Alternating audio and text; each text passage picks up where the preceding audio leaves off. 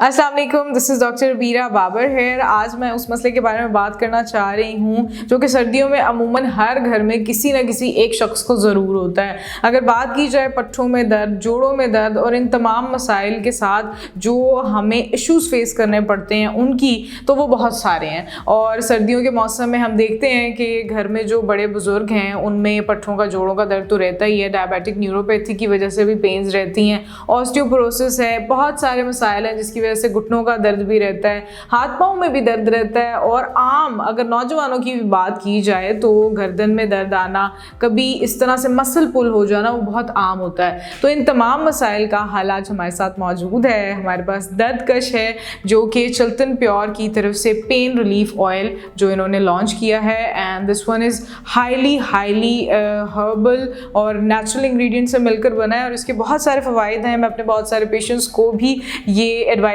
कर चुकी हूँ, आप भी इसका इस्तेमाल कर सकते हैं और सर्दियों में होने वाले इन तमाम मसाइल जिनमें आपकी दर्दें हैं उनसे आप जान छुड़वा सकते हैं।